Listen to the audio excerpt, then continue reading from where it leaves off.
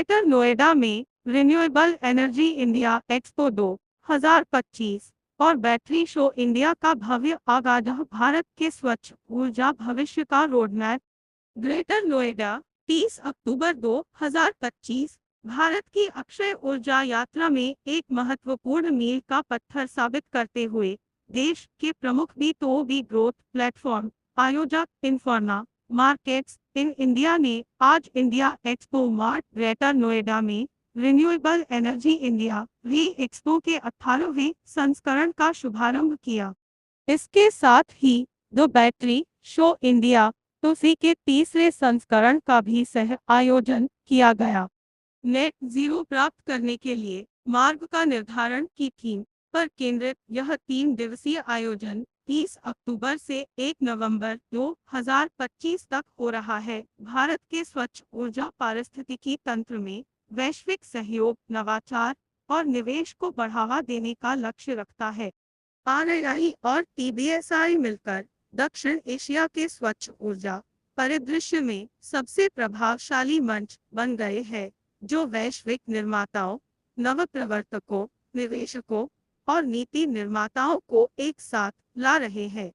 अभिनव अक्षय ऊर्जा और बैटरी समाधानों पर भारत के इस प्रतिष्ठित शो का उद्घाटन कई प्रमुख गणमान्य व्यक्तियों की उपस्थिति में हुआ, जिनमें दो विभाग भवन महानिदेशक ऊर्जा एवं संसाधन संस्थान टेरी श्री देबाशीष दास, प्रमुख renewable energy nodal agency Odisha सरकार RH prince of Cambodia Narithipong Norodom, व्यापार विशेषज्ञ और सलाहकार CBC अध्यक्ष कंबोडिया डॉक्टर वासुवारा, उप प्रतिनिधिमंडल प्रमुख यूरोपीय संघ Bharat doctor Philip Ackermann, Germany के राजदूत भारत श्री मनु श्रीवास्तव, अतिरिक्त मुख्य सचिव ऊर्जा और नवीकरणीय ऊर्जा विभाग मध्य प्रदेश। क्या कहेंगे आप इस तरह सोलर का जो है इस्तेमाल दुनिया कर रही है, लेकिन भारत में इसको कैसे देख रहे हैं? डेफिनेटली आई थिंक भारत ने एक अच्छी तरह अडॉप्ट किया हुआ है ऑलरेडी उसको।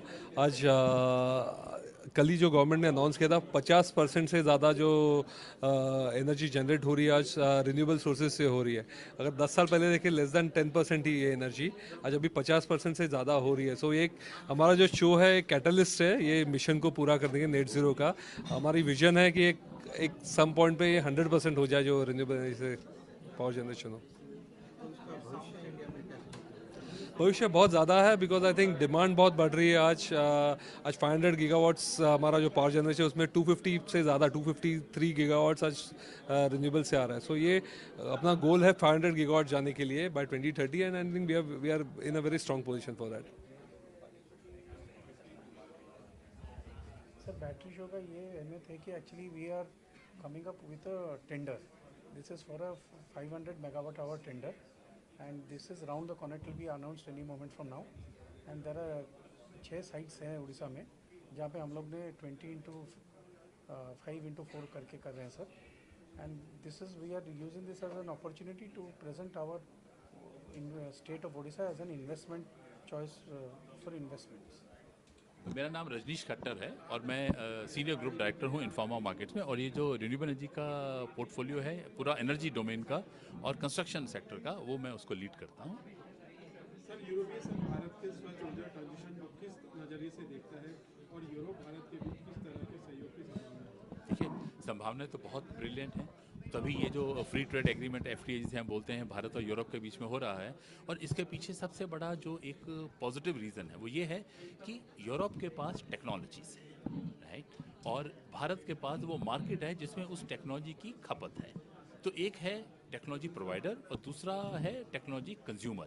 तो ये इससे बढ़िया मेरे ख्याल से कोई एक दूसरे को कॉम्प्लीमेंट या सप्लीमेंट कोई दो कंट्रीज या दो रीजन्स कर नहीं सकते, क्योंकि भारत जैसी मार्केट कहीं और नहीं है और यूरोप जैसी टेक्नोलॉजी कहीं और नहीं है। तो इन दोनों का जो कोलैबोरेशन इसीलिए हो रहा है कि सिर्फ एनर्जी सेक्टर में नहीं, जितने भी और हमारे ऐसे टेक्नोलॉजी सेंट्रिक सेक्टर्स हैं उन सब में ये जो फ्री ट्रेड एग्रीमेंट है हेल्प करेगा।